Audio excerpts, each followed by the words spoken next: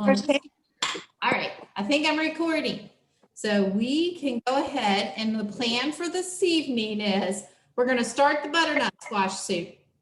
Okay, and while the butternut squash soup is cooking, then we're going to move on and do the autumn sweet potato chili. I think that's what it's called, but the other soup. And because this has to cook for a while, by the time you throw all that together in a pot and get that soup started, then we'll go back and finish up the butternut squash soup. So that's our plan for this evening.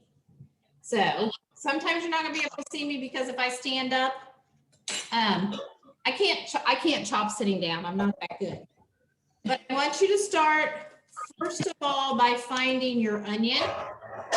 Some of you have already told me you cut it up, but if you haven't, that's okay because we didn't give any pre-assignment work. I like to wear gloves when I do onions and garlic so I don't smell like it. And we're going to start with our onion. So, and I'll tell you, these onions, I don't know what yours look like, Sherry. I told my grocery store large onions. I got a huge onion. Now, I like onions. If you don't like that much onion, you might choose to use half of it. But how many of you on here took the knife safety class? Anybody on here took the safety class? All right, I'm gonna jog your memory. When the chef was teaching us how to do the knife safety class, how did she tell us to cut this to start with? Anybody remember? In half. In half. From root to stem. Not in half the other way. So I want you to cut your onion in half. Remember, you bridge over it. My hand's too big to bridge over it. And cut it completely in half. Where's your plugging thing? If you'd end up with two halves that each have a root and part of the stem on it. Right? Now, keep your brain working. If we want to chop this, what did the chef tell us to do? Cut the two ends off. Not the two ends. That's No. Leave the root part. Take the peeling off. We're going to cut the stem. The stem is the part that grows out of the ground. So just cut that little bit of the stem off. Okay? Should have a piece like that. Get rid of it. Then you should be able to just peel your onion. Get all that extra skin off of it. Peel off that extra. Should also be attached and that root should still be on there. Right?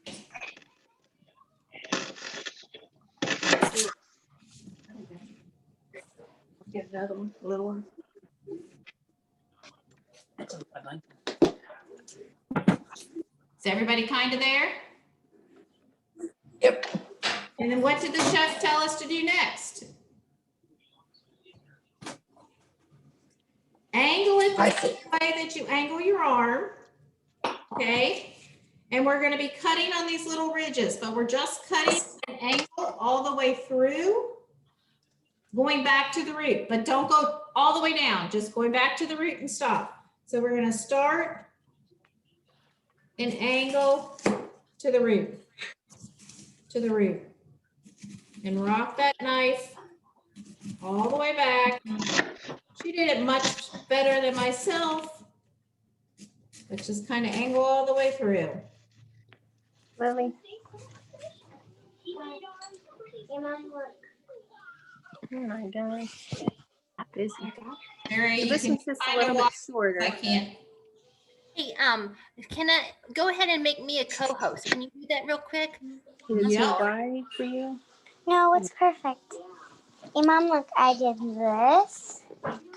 Flowers, Okay. After you got that, butterflies, and elephants. put it on the top flat. Slide into it, but don't, you're holding it flat so you don't get your finger. And some of those edges might come out. You can put it all back together. And you should have a slice going into the center of that root. You're a great guy. And you're just gonna rock and chop. And you have nice pieces all chopped up. All the way down to the root, where you just take it, A good boy. and then you toss it. That video. And honestly, I'm probably only gonna do half my onion because my onion was so huge. But if you like a lot of onion, go ahead and chop your other one too if you want.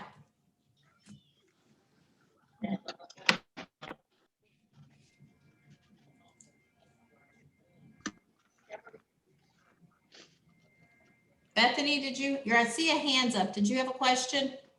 No. Okay, I was just curious. I saw hands sticking up there.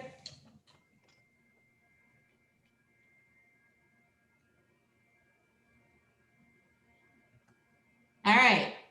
I don't really know how far along everybody is, but once you've got that much done, the one ingredient that I probably did not tell you you had to have was a little bit of oil.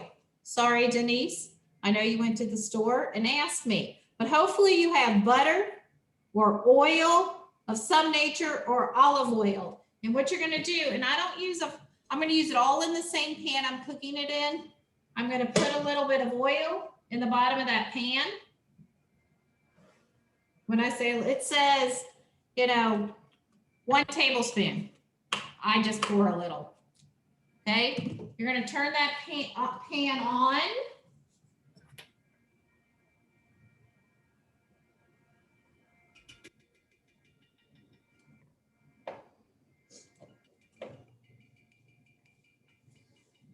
And then you're going to put your onions in there and you're going to start browning them.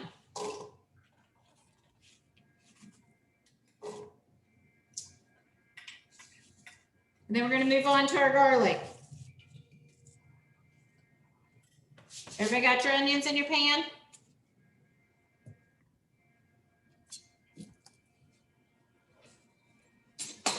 The chef also gave us a really quick tip to keep our cutting boards from sliding. Does anybody remember what they told us?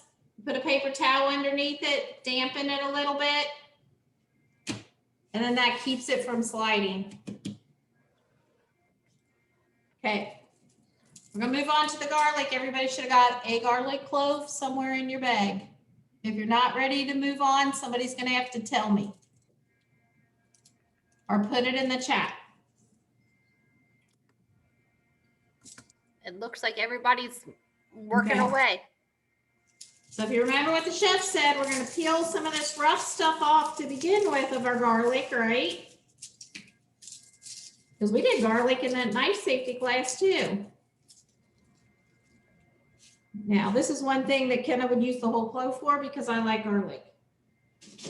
I like onion too, don't get me wrong. Okay, so then you start breaking off these little cloves and not, anybody remember what she said to do after we break off a piece of one?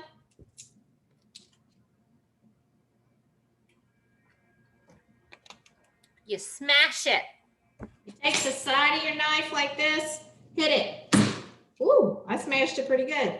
And then all those other pieces that you don't want, you just peel off. Do that with as many as you want to add to your soup, and then we'll chop them or mince them. Now, I'm also pretty lazy when it comes to garlic. I just assume buy minced garlic already in a jar and not mess with mincing it. But since the chef taught us how, and it was easier for me to buy everybody a garlic that way, that's what we did. So once you get as much garlic as you want, you're going to kind of just chop it.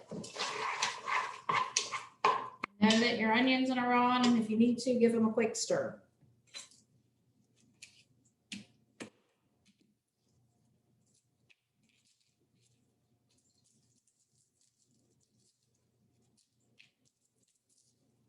Sherry, did you mute everybody? Did everybody mute themselves? I went in, I muted everybody. Okay, so guys, if you need to ask a question, make sure you know you have to unmute yourself. Sorry. That's okay. It's easier that way because people can listen better, right?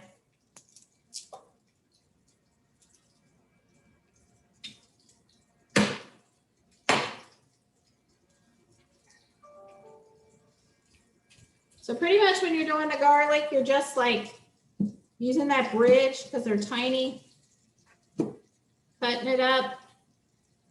I kind of slice it And then I go back and rock my knife and just mince away. That one still had a little bit of the skin on it. And just mince.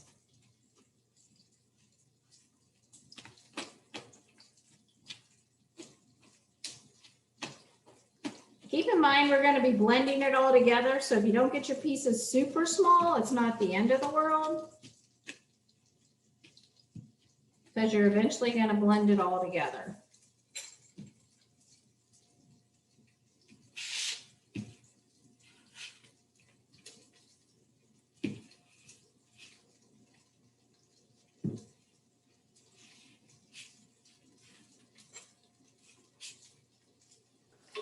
Hey, can I cheat and use a garlic mincer?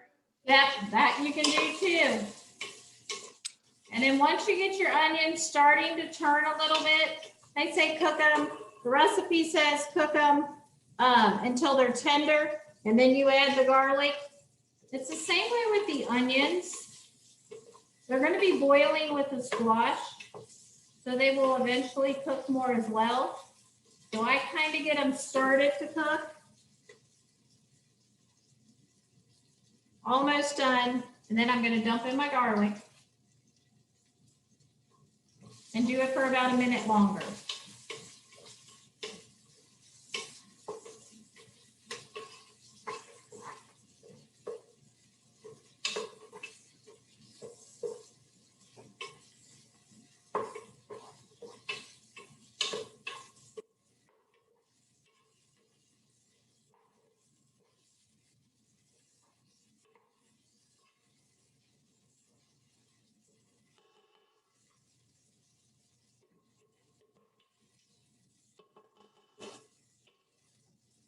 So now what I usually do then is go ahead and put my vegetable broth in it, because then I don't have to turn it off. But if you think it might take us a little while to do the butternut squash, so if you want to turn your burner off for a second, you can still go ahead and dump the vegetable broth in it. You're going to use the whole container.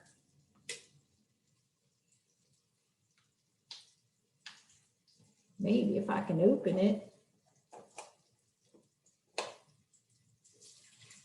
Just pour that down in there.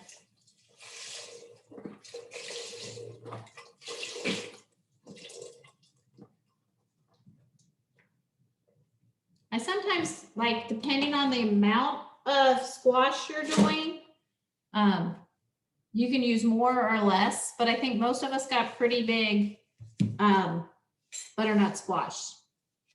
So we're going to move on to our butternut squash as long as everybody's ready. In the Pendleton County bags, I gave you these handy dandy peelers. Everybody needs a vegetable peeler of some type if you don't have it out right now. But these are my new favorite kind of peeler. If you can see that. Where did you get them at, Ken? Oh. Well, I bought everyone in my family one for Christmas.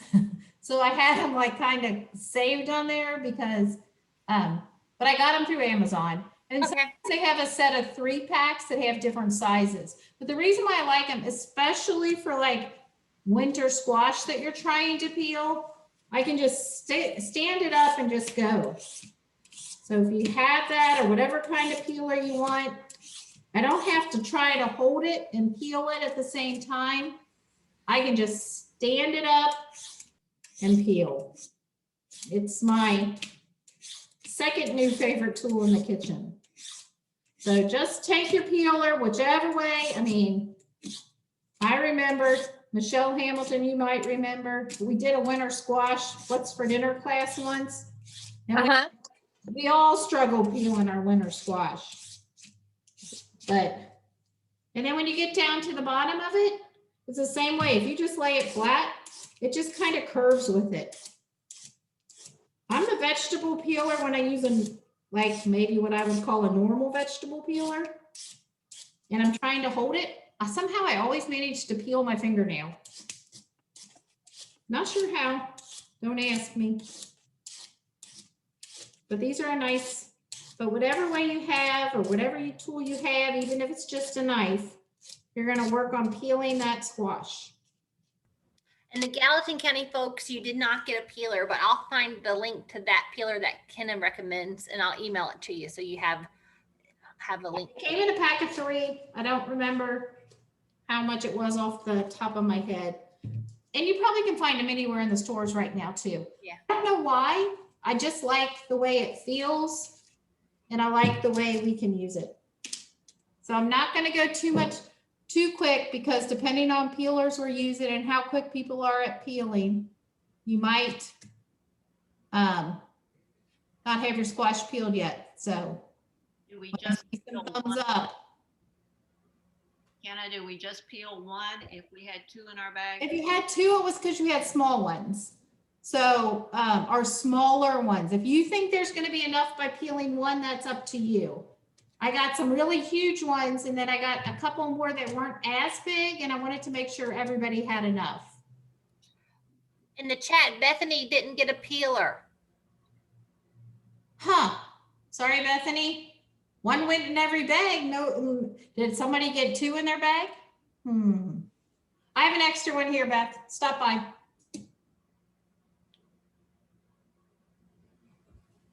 Sorry. All right, once you got it peeled, you're cutting off the bottom.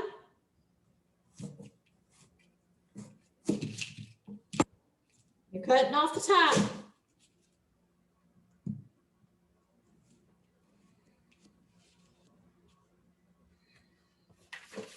And then what I usually do is I slice it down to what I consider like the round head of it.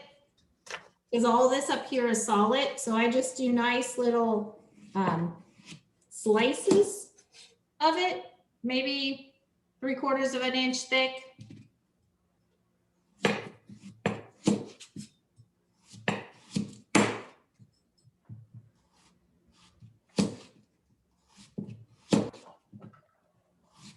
I slice that all the way down to where I get to the seeds, almost, or where you know the seeds will soon start, and I stop. And then I cut these in thirds and cut them in thirds again. That's usually how I cut them for when I do this soup, or if I'm roasting it. Probably one of my most favorite things to eat is roasted squash. You know, stick them in, toss them in a little olive oil, season them, put them on a pan in the oven at about 400, 425. Cook them till they're as tender as you want. Did you say that do you dice it when you roast it, or how do you? Okay. I'll fix it just like I'm doing now, putting them in a bowl, all diced, ready to go. You can prepare this ahead of time too. So say you wanted to make this soup for dinner. Say you wanted to have roasted butternut squash for dinner. There's probably no time in the winter, especially, that you walk into my refrigerator at home that I don't have butternut squash already diced and in my refrigerator. So I can just pull it out, add it to whatever I might want to add it to. But I grow winter squash for that purpose. Do you just season with salt and pepper? Salt and pepper, Italian seasoning, any kind, some kind of garlic, any seasoning you want. An allspice seasoning.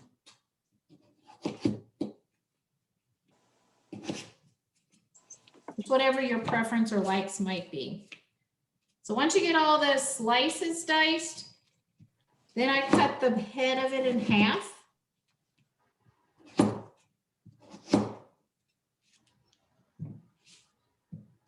So Pam, if you did both of yours and you think it's too much for your soup, save some and roast it for dinner. Then I cut the head in half. Then you're going to scoop out the seeds, and then you're going to cut up the rest of it.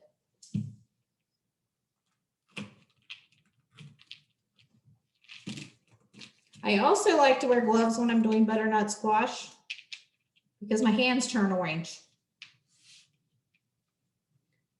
So if you're not wearing gloves, your hands might turn orange. It washes off, but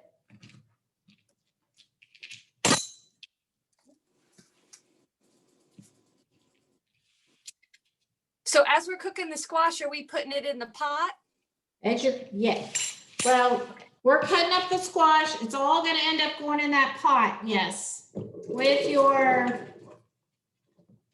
vegetable broth. So you can chop it and put it in there as you go. You can put it in a bowl. I'm all about as little mess as possible. So you can just put it into that pot.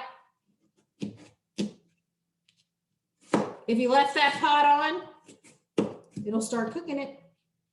If you turned it off, we're going to turn it back on in just a second.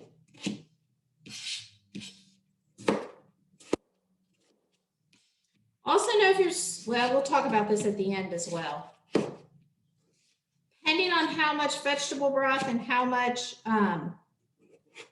squash you actually put in your pot, you can always thin your soup down later on.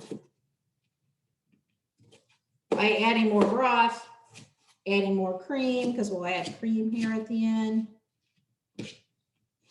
Do you always use just the vegetable broth, or do you ever use like chicken broth or stock or anything else? You can use any kind of broth. The recipe does call for vegetable broth, but I've used chicken. I usually use whatever's on hand.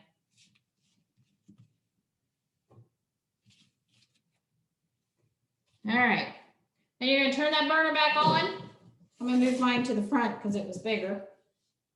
And I have to look at it. You're gonna let it cook. You're gonna let it boil. So you're gonna stir in your squash, the vegetable broth. You can add a little salt and pepper now if you want. I'm a big season when I'm done person. However, if you put salt and pepper in it now, it cooks in it and it brings out a little more flavor. So if you have your salt and pepper shaker out, you can shake it in there a little bit. It says for a 1/4 teaspoon of each, so it's not a lot. Because your vegetable broth is pretty salty. That's one reason why I really don't add much salt to it. And I figure people can always salt it a little at the table if they wish. So you're gonna let that cook. Says you're gonna bring it to a boil for 10 to 15 minutes, but it's basic like a mash. It's like potatoes. If you have a fork handy, you stick a fork in it when it's tender, then you know they're ready to move on to the next step. And so we will make sure everybody's to the point that they have their soup, their squash in the pot and in the pan. And then Sherry's gonna talk you through what you're doing with your second soup while we're waiting for this soup to finish and get tender. So, Hey, Ken, how much, I've got like lots of squash in my soup. I mean, should it be filled up to the broth? it is, but like I said, Margaret, you can always add more broth. Okay. Finished with it all. So if you think it's too All right. thick and you're going to eat it, most of you might not be eating it tonight. You may or may not. You can add a little more broth tomorrow. You can always add even just a little water. We're going to add cream to it at the end. You can always add some more milk at the end. There's a lot of things you can do to get it to the consistency that you want when it's finished.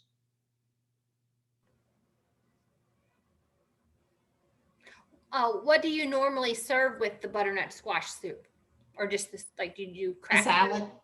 Usually if you're getting it at my house tomorrow night, which my daughter and her husband will, they'll get a salad with it. This past weekend, I made the soup Sherry's making for my adult children, you know, and 2 boys actually, pretty big boys.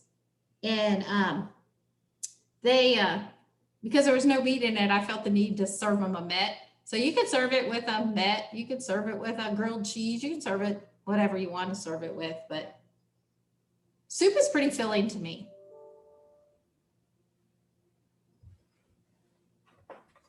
So how's everybody? How's our pots going? I need like some thumbs up. Pots are on. Some people are dark and I can't see them, so I'm assuming yous are keeping up. No, Denise has a thumbs down. No, are you teasing? I have a question. Yes. I like curry, and I've had curry butternut squash. At what point would you put the curry in? You could put the curry in now while it's cooking, or you can season with it at the end. You might want to do it after you puree it all together, or puree it when you're pureeing it, because you'll heat it up a little more. Okay. But I think either way would work okay. But yeah, I would almost put it in as we're pureeing it, and Okay. then adding the cream. Maureen, did you have your hand up? No. Okay. Everybody good? In the chat, Sandy said that she was almost done chopping. So she's getting close to getting done chopping everything.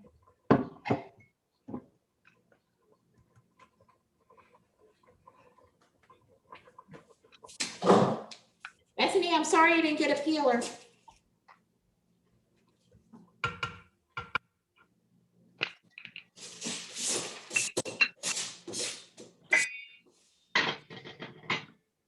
It's okay. I'm just slow doing this squash.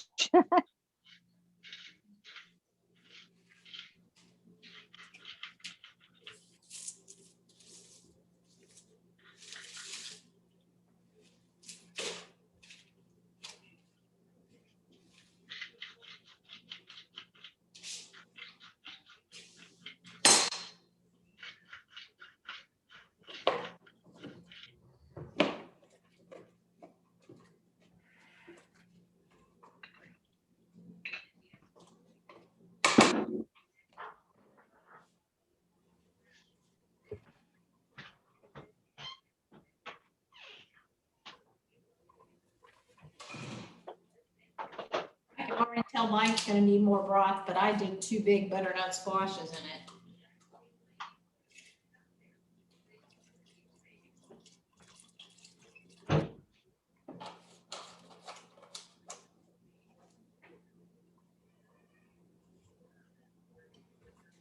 This next soup, I think you guys are really gonna like. It's the reason why no one can make an excuse. I don't have time to cook dinner, right, Sherry? Yeah. I'm sure a lot of you get the nutrition education calendars that the extension office hands out every, year. If you haven't got yours yet, I know in Gallatin County, I still have probably about 50 of them. So if you want one, let me know and I can get you one, but they have recipes in them. This actually came out of that calendar, and I had tried it at the senior center because I don't know if Kenna does, but a lot of FCS agents, we do a program at the senior center every month. And I thought, oh, well, I'll just, I'll try this soup out with them. That's something, it looks easy. It doesn't look like it tastes very good, but we'll just try it. And so I tried it with them, and we all liked it. And so we were like, this isn't so bad. So I made it several times since. I have a couple friends that do meatless Mondays, where they don't eat it. They just don't eat any meat on Mondays. And I always tell them this is a, real easy recipe that you can try. Food pantries, a lot of times, because it just calls from like some basic canned goods. If they have, a recipe that they could use as well. So I've used it a bunch of different times. So, and you can add, like Kenna was saying, you can add some stuff to it to make it your own as well. So different spices or different things that you want to do. So are we all at a good spot, you think, with the butternut squash to go on to the next soup?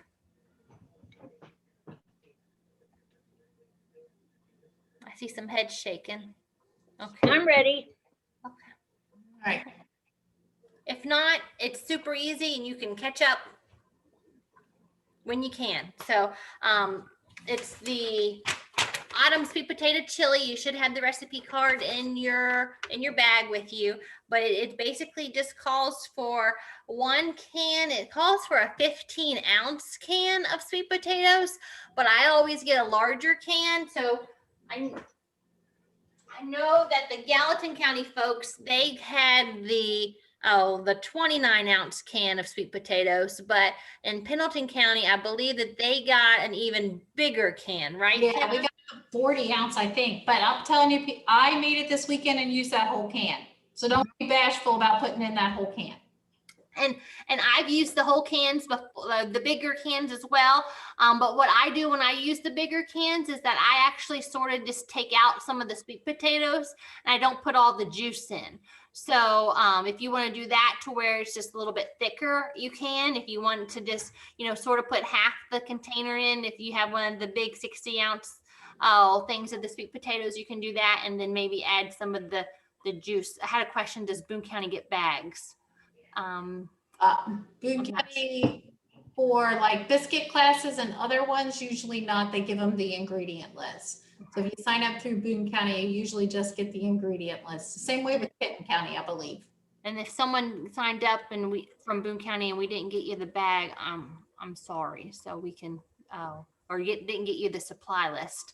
Yeah. Sorry about that. But anywho, so it's just calls for the can of sweet potatoes. If you have the larger can, like I said, just maybe put half of it in there for now. And then later on, you can add some more sweet potatoes. So all you're going to need is just I would say not as large of a soup pot that you would have for like the butternut squash, but just a pot there. And just go ahead and you can put your sweet potatoes, the whole can, don't have to drain it, and just put that all into your pot.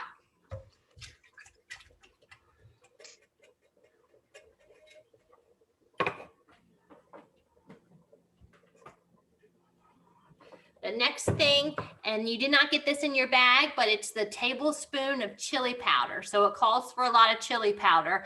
If you want to use a different type of spice or anything like that, you can as well. But it does call for a full tablespoon of chili powder. So you want to add your chili powder in your whole 16-ounce jar of salsa. Now, I got the Kroger salsa, just mild for the jars, for the bags. But if I was going to make this, I would probably, get a spicier one. And I tend to you can't find this salsa in with the other like salsa area, but it's on the Border brand and it's usually up near the chips. I find that to be a better flavor salsa, like in the glass jar salsa.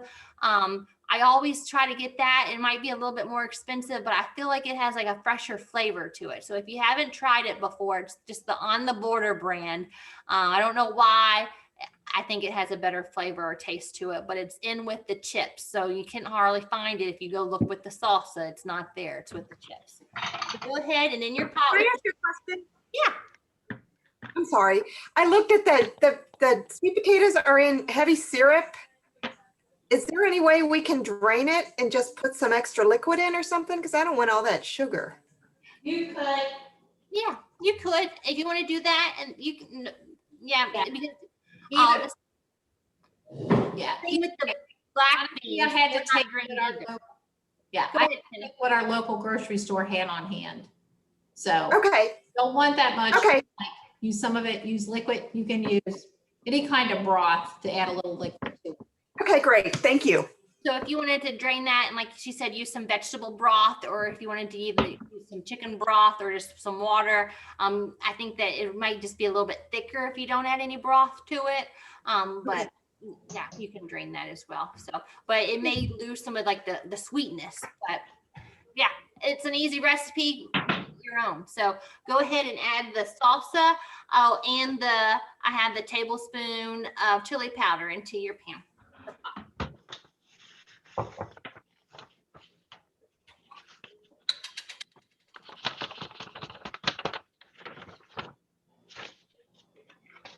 Now you'll want to let that warm up a little bit, and then on the Gallatin County folks, I have some black beans. That I got 1 can of low sodium, and I had another can of just the regular black beans.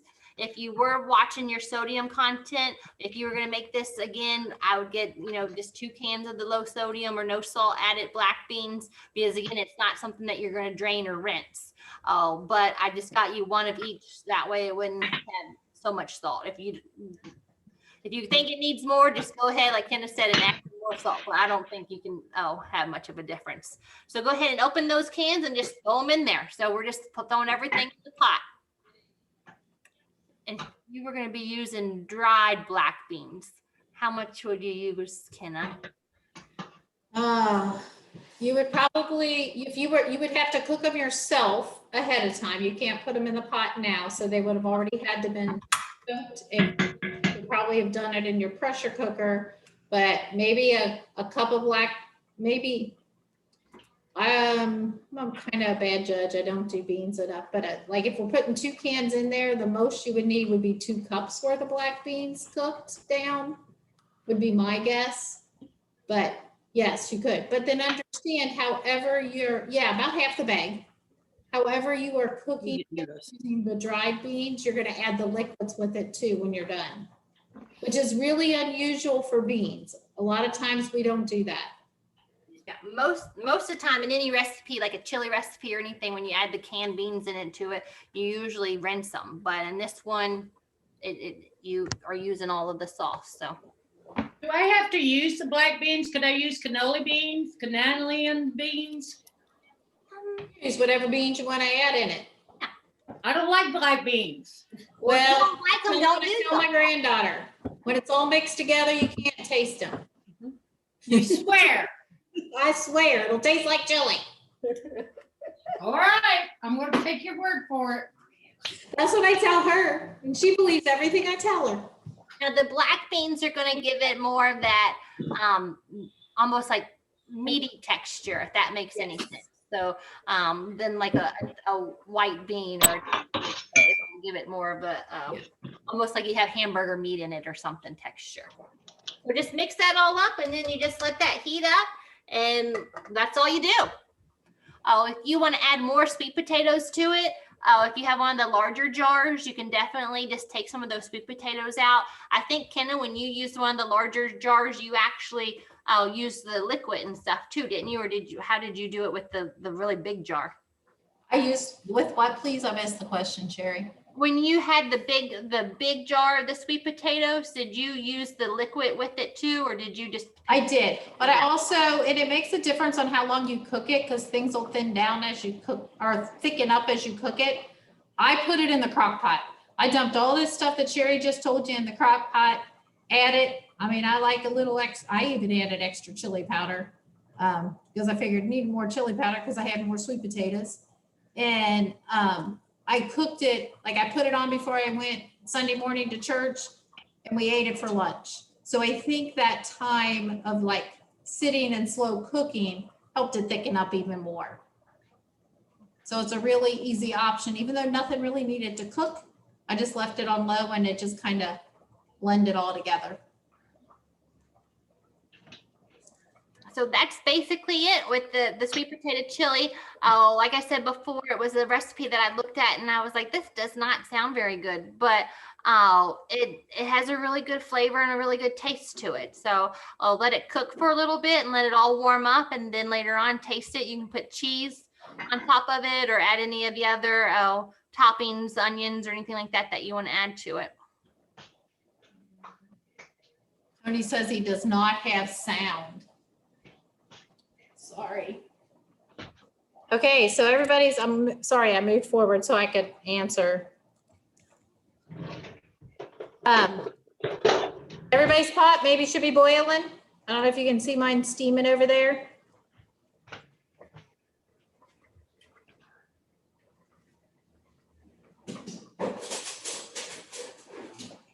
I'm heading up a handy dandy fork to stab it. I have the best dumb move made for the day. I just jumped my tablespoon of chili powder into my sweet potato soup, and I'm in the process of trying to catch it out the top before it dissolves into the soup. In the sweet potato or the butternut squash? I put it in with the squash where it does not go. Hey, So I'm chasing it. Bethany, I wouldn't worry about it. It'll be fine in there too. It'll just add a different seasoning to it. It sure will. Like Patsy was saying earlier, she's going to put some curry in there. So I think it would be fine too. I don't think you could hurt it. Maybe it's a Bethany thing because I forgot to turn the stove on. So I'm just standing here and my chili's not cooking. I just realized that I forgot to turn the burner on. So Bethany's are not on it today. Bethany, I just looked and my burner for my chili's not on either. I got the other one burning. Oh, Chili God, pot's not burning. So it's not a Bethany thing.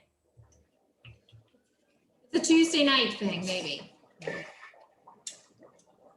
While we're still waiting on our butternut squash soup to get tender, you're gonna need to find your mixer or an immersion blender.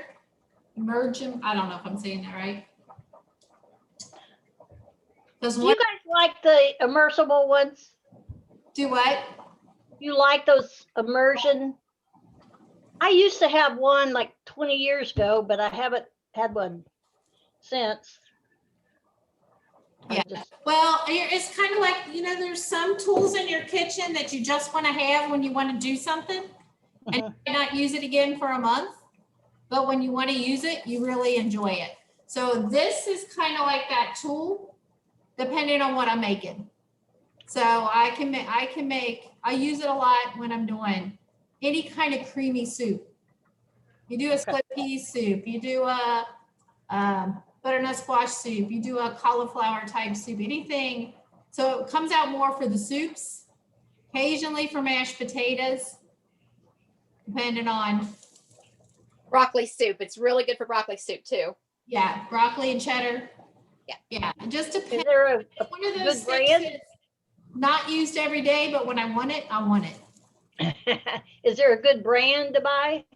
Are they all the same?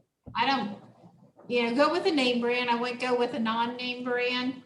So Hamilton Beach, Cuisinart, any of those, but I don't know if you can go wrong with any one. What about your Ninja blender? You can use whatever you would use if you were going to blend a kind of soup. So if you were making creamy broccoli or broccoli soup and you needed to blend it, whatever you're going to use for that would work. And keep in mind that if you're not using something like this into the pot and you're scooping it into this, it's going to be really hot because it's boiling water. So somehow start thinking now, while we're waiting for it to finish, on if you're using your mixer or your blender, a pot holder right next to it with your pot on it so you can scoop some out, put it in, and you might need a second pot to dump it into because you're not going to get it all in there at one time, most likely. Does that make sense? So for this, you might want to have a second pot to put it back into if you're using your blender. Because to keep you safe and not overfill this and not get burnt, you were not going to want to fill this completely up. You're going to want to do it in smaller batches.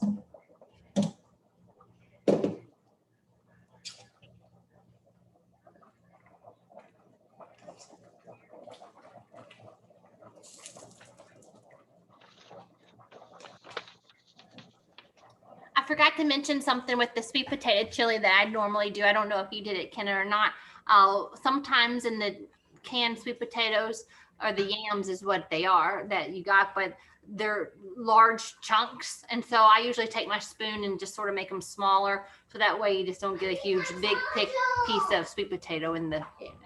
That's pretty easy. You can use like a wood spatula. You can use a little anything to kind of chop them up a little. I'm going to get a pot holder ready or a towel.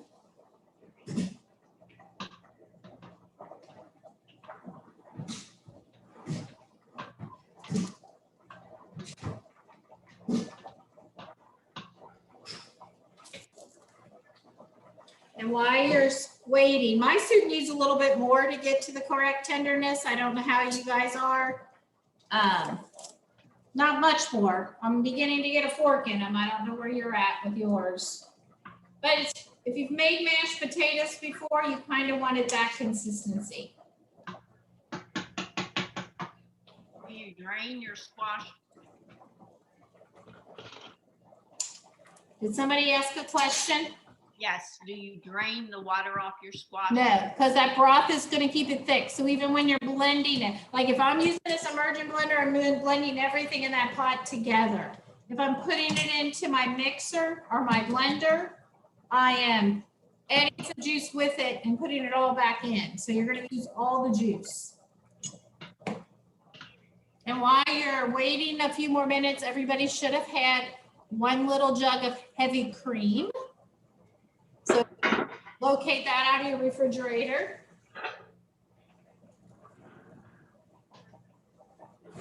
And Barbara Lee, I'll ask if a potato masher would work. And Kenna had said in the beginning it could work as well too. Yeah, yeah. If you don't have a blender, you don't have if you don't have a mixer, you don't have an immersion blender, you don't have any of that stuff, old-fashioned mashed potato masher works just fine. Okay, just know it could be a little chunkier or not as thin as some of the others. So most of you in Pendleton got a little jug like this of heavy cream. I have sitting out here half and half. You could use half and half. You could use just plain milk. Not weird, nothing's ever weird, but I'm doing the Daniel fast right now. So I'm not having any animal products, which is really hard for me, just for the record. That's why Sherry's soup was great. So I'm using almond milk. So that's what is in this little jug. So if you would happen to be vegan, you can put almond milk in it. You don't have to use any of these others, but what you're wanting it is some kind of cream to give it that creamy texture. So I've never made it with almond milk before, but I want to eat it because it's probably one of my most favorite soups to eat. So I'm trying it. And I've made Make gravy. 14 I make gravy by and 21. everything with it. You say, Margaret?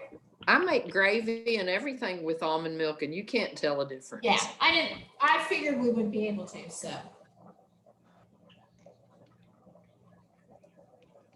I'm pretty good. How's everybody else's squash feeling? Mine's pretty soft, or it's getting there. And then the Gallatin County folks, we got a little bit bigger of a container of the whipping cream. So we have a pint size of the whipping cream. So we'll have some extra. Yeah, you can't really have extra if your soup's a little too thick. Put it all in. Yeah.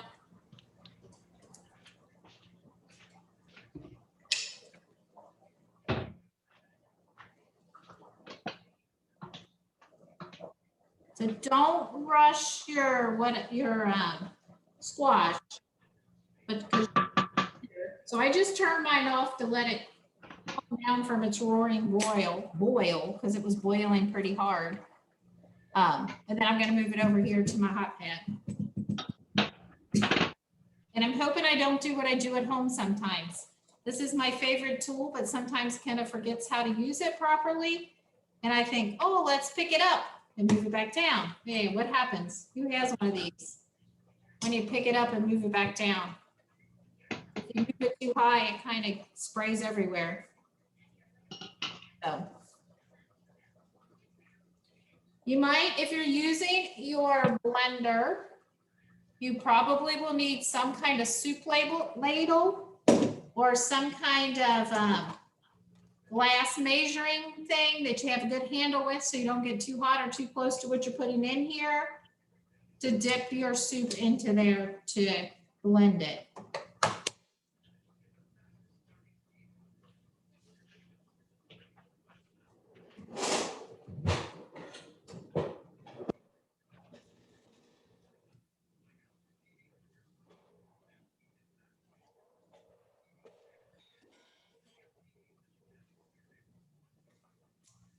So what I was kind of talking about, you need either this or something like this, something that you're going to be able to scoop and pour. And then all we got to do is puree it.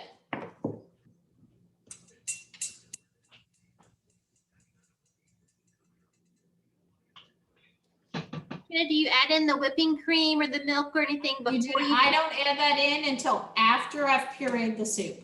Okay. You're going to puree the soup before you add in your whipping cream. So you're going to cook the squash till it's tender. Use the immersion blender or your mixer to blend it. Add the cream and then stir it in. Make sense? Just make sure I don't make a mess. You'll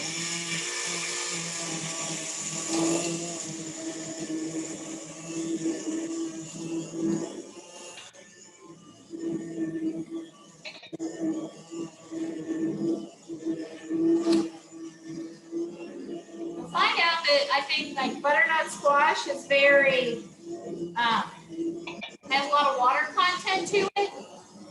So even though you think it might have looked super like a lot of squash to your liquid, once you blend it all together, you might notice that it's not, it's going to be a consistency that you'll want.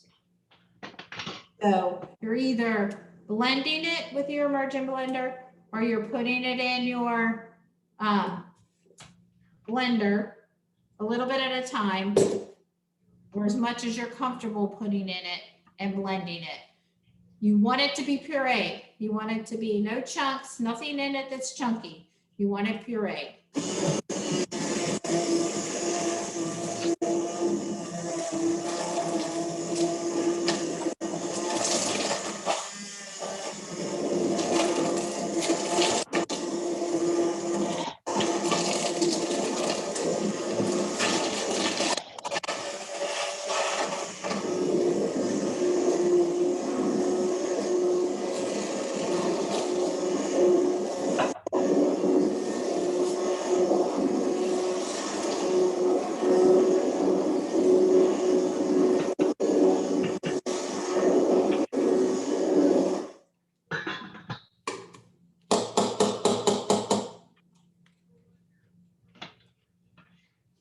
So while some of yours blending,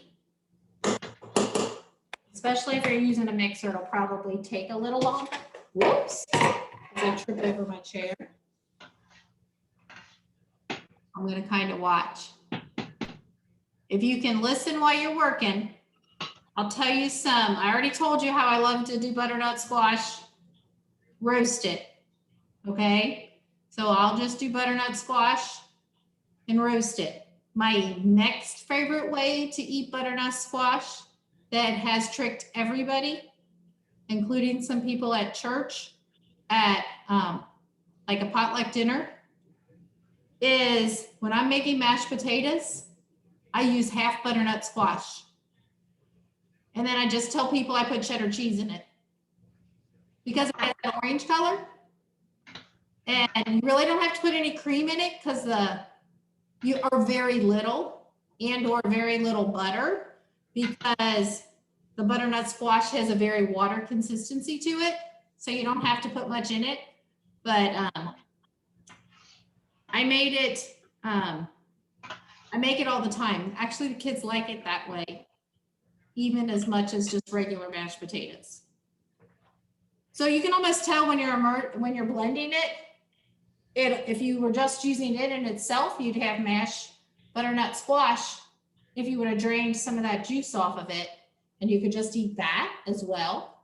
But you put some potatoes with it, make it like your mashed potatoes, gives it a pretty orange color. And if you don't want them to know that's what they're eating, you tell them it's cheese. And everybody likes cheese. Have you ever tried it with white pepper? With what? White pepper? Uh-uh.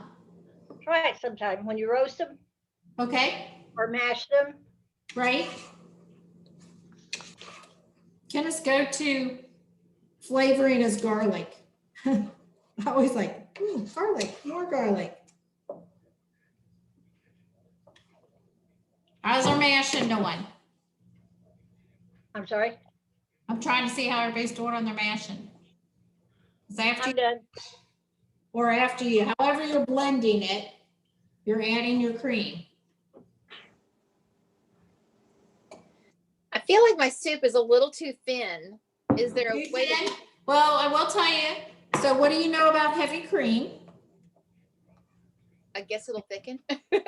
Well, heavy cream tends to be a thickening agent too. So when you cook it back a little more, it could thicken up some. Okay. Michelle, I've made this multiple times. Sometimes it ends up super thick. Sometimes it ends up super thin. you know, it's just probably the water consistency in the butternut squash even. It's thicker always the second time when you reheat it. Okay. And I can't do this now because I'm not allowed to eat it, but my next go-to thickening agent for this soup. Okay. What is it? I thought it was too thin. You know, cheese makes everything taste better. I would start with like a 1/4 cup of Parmesan cheese, stir it in, add a little more. It adds a really good different flavor to it as well. And it'll also thicken it some. Thank you. Most of the time I make it, I end up putting Parmesan cheese in it just because I like the flavoring. Parmesan cheese, it's not, I mean, 2 tablespoons is only 20 calories, does have a lot of sodium, or a decent amount of sodium. So it's kind of my go-to to thicken a lot of things. And also add flavor. I've been known if my mashed potatoes got a little too thin, put a little Parmesan cheese in it as well. So I don't know if you can see, and I don't want to tip it too far. They've got some pretty color and some good looking soup. Hope yours looks the same.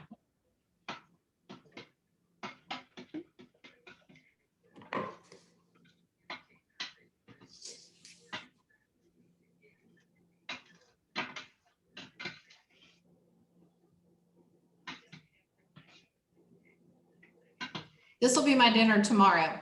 And it'll surprise you, Michelle. If you're eating this tomorrow, when you reheat it the second time, it'll be thicker. If you're eating it tonight, maybe not. I love my blender. That Ninja blender worked great. Did it? Good. Good. I was able to get it all in it. Do you know what I like best about these 2 soups? What? Easy. All in hot. Yeah. I don't got a mess. I don't have a lot of pans. I don't have a lot of things I have to do dish-wise now. Very simple. Wrap up and go. What about freezing it? You would be able to freeze it. What I would maybe have done, this is just would be me, not that it would have made a difference. I would have froze it before I put the cream in it. You can put the cream in it, but I would have froze it and then when I heated it up, added the cream. Okay. But there's no reason you can't freeze it with the cream in it. I don't think, Sherry, do you? If you thought that it was a little bit too thick tomorrow, would you just add some more chicken broth or not chicken A little broth? more cream, a little water, you know, anything on that line. You can add more cream. You can add just plain milk. You could have used, like, you don't have to use the heavy cream. It's just, you know, it's adding that extra bump of flavor and fat to it. Darla, I see that you're taking yours to the office tomorrow. I told Cindy I was going to bring it to the office tomorrow too. So I had never made a butternut squash soup and she hadn't had it either. So I'm taking it to Cindy in the morning. Yeah, I've done shared all my tidbits of my soup class with the girls, and I have signed all 5 of my coworkers up for mailbox members so they can get in on the biscuit class next month. Perfect. Awesome. Good. Perfect. We plan to do another class, but after the biscuits class, I think we're skipping March and going into April, right, McKenna? But I don't know. We have a topic for April, so if anybody, yeah, I am. I'm working on a topic with a local bakery here. And I wouldn't say she's a bakery. She does a lot with whole grains. So I'm working with a lady here to see if she has any thoughts, because she sells at our farmer's market. She does, you know, sells different things. She sells, she makes, what's the stuff my daughter likes to dip the carrots in? My brain went dead. hummus. Hummus, thank you. With my, my brain went dead. She makes her own hummus. She makes a lot of different things. She does a lot with grain. So I'm just trying to get a feel from her on some classes that she would maybe want to offer, and kind of gave her that March, April date to look at. Call you back in a while. But we'll come up with something. Our goal is to maybe have the chef a couple times throughout the year, and Sherry and I find other people or teach them ourselves on those opposite months. Because we know you like to listen to Allison too, and Sherry and I do too. We get a lot of good tips from her as well.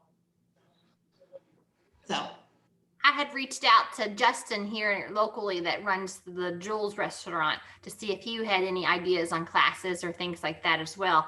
But he, and if anyone didn't know, he fell and just recently had surgery on his elbow and arm area. So he's not cooking or doing much right now.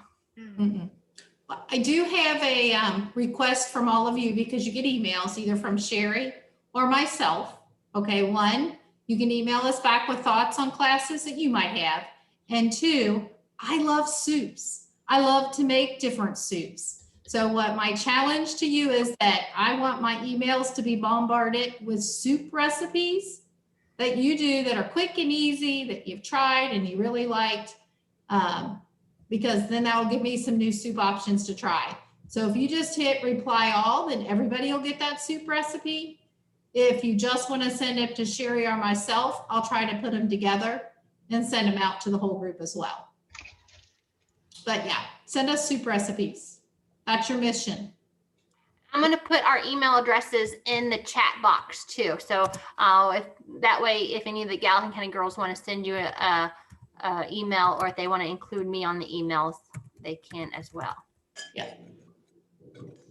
But I like to make soup. I like to try different soups. I like easy soups like these. And I like I like any kind of soup.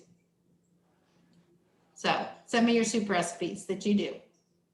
Any other questions? You got dinner for 2 nights. Look what we did for you. Hopefully.